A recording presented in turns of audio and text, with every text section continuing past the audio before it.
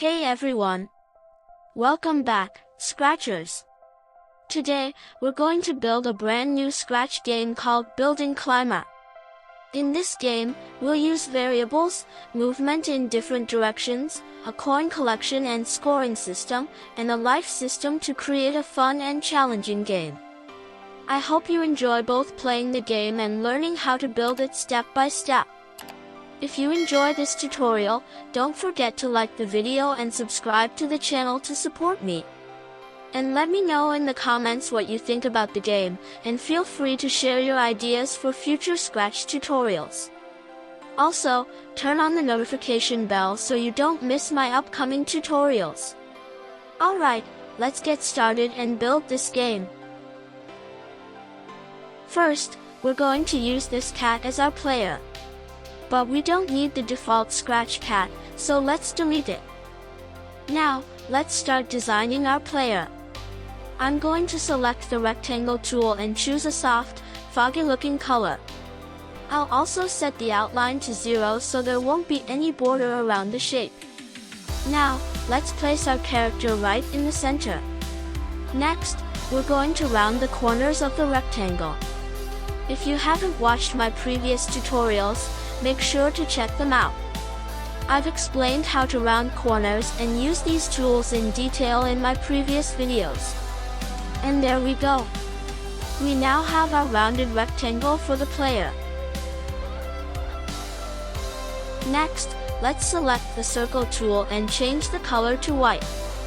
I'm holding down the Shift key while drawing the circle to make sure it's perfectly round. Once we've created the circle, let's move it right into the center of our character. Now, let's create a new sprite called Player Eye. To create the eye, we'll go back to the player sprite. I'm going to select the brush tool, choose the brush size I want, and set the color to black. Now, let's create the pupil and move it to the center of the eye. By the way, can you guess which video game character this player is inspired by? Let me know your guess in the comments. Now, instead of keeping the pupil in the center, let's move it toward the right side of the eye. This will make it look like our player is looking to the right. Next, let's copy the eye and use it to create our new player eye sprite. Finally, we'll go back to the player sprite and remove the pupil from the original character. And that's it. Our player now has a separate eye that we can control independently. Now, let's add some code to the eye so it always looks wherever the mouse goes. First, we'll say, when green flag clicked, then hide the eye. Next, we'll use the when I receive start block to show the eye. Then, inside a forever loop, we'll make the eye point toward the mouse pointer.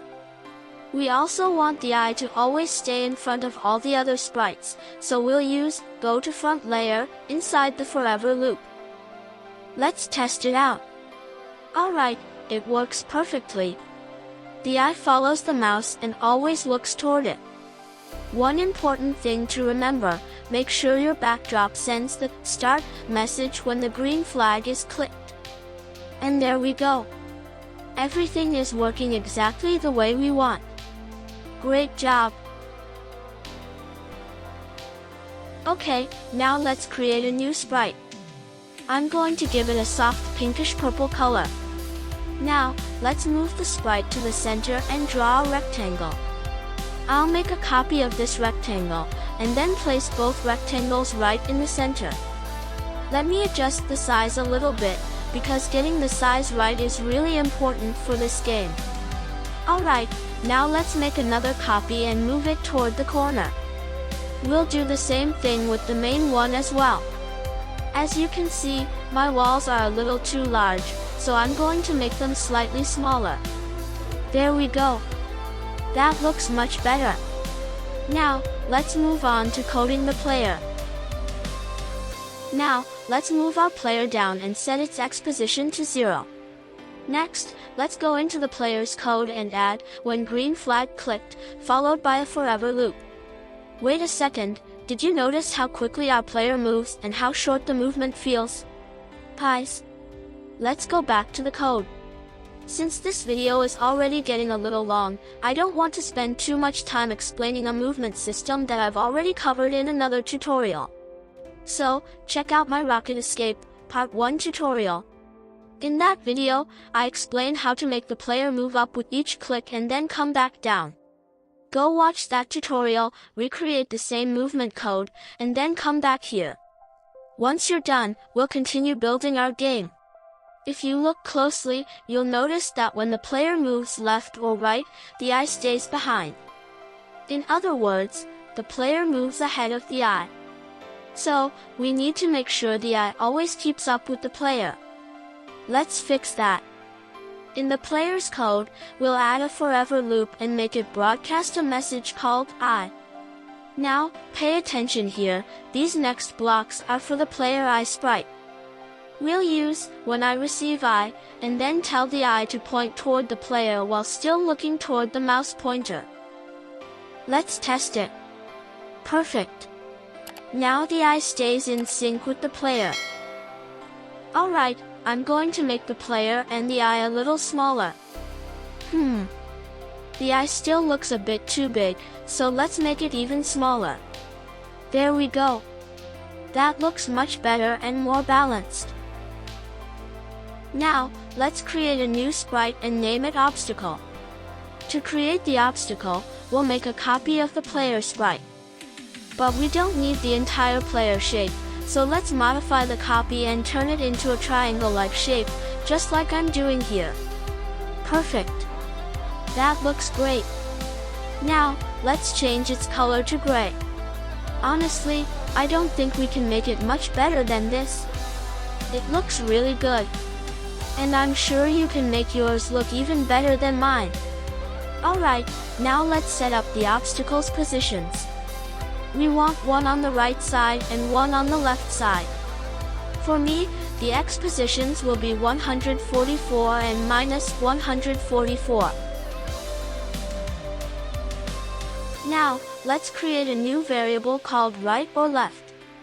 But there's one important thing to pay attention to here. Make sure this variable is created for this sprite only, meaning it should only belong to the obstacle sprite and not be available to the other sprites. This variable will help us control whether the obstacle appears on the right side or the left side. Alright, my obstacle's position wasn't quite right, so I'm going to adjust it a little before we continue. Now, let's start coding the obstacle. We'll say, when I receive start, and then use a forever loop. Inside the loop, we're going to create a clone every 1 to 2 seconds. We'll create about 4 to 6 clones, and every time a new clone is created, we'll change the right or left variable to either 1 or 2. Then, when the clone starts, we'll make it show. Next, we'll check the value of the variable. If right or left equals 1, the clone will move to the right side. And if right or left equals 2, the clone will move to the left side. Then, when the clone starts, we'll make it move downward by repeating change y by minus 1425 times. Alright, let's test it. I don't know why the obstacles aren't coming from only one side. When they move down, they're appearing from both sides. Maybe it's because of the timing. Let's try changing the number of seconds. Nope, that didn't make any difference. Alright, guys, something is definitely wrong here. Let me go back and figure out what's causing the problem, and then we'll continue. Alright, guys, I found the problem. The problem was that every time a clone was created, the right or left variable changed.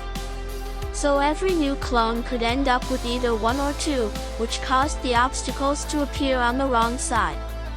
We need to change the variable before creating the clone, not after. Let's test it. Perfect. That works much better. But wait, we have another problem. Why aren't the clones being created anymore? Oh, I see what happened. In Scratch, clones don't disappear just because we tell them to hide. The clone still exists in the game. So now we need to tell each clone to delete itself after it's finished moving. Let's test it again. Awesome! Now it's working perfectly. There's just one more thing I want to change. Instead of moving the obstacle down immediately, we'll wait 0.01 seconds before it starts moving down. This gives the obstacle a very quick warning effect. If you pay close attention, you'll be able to notice where the next obstacle is going to appear.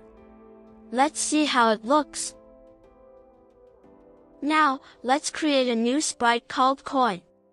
To create the coin, we'll start with an orange circle. Then, we'll create a smaller yellow circle and place it right in the center of the orange one. Now, let's add a letter to the middle. I'm going to type C, which stands for coin. You can choose any font you like for your coin. Alright, now let's give the coin the same basic code we used for the obstacles.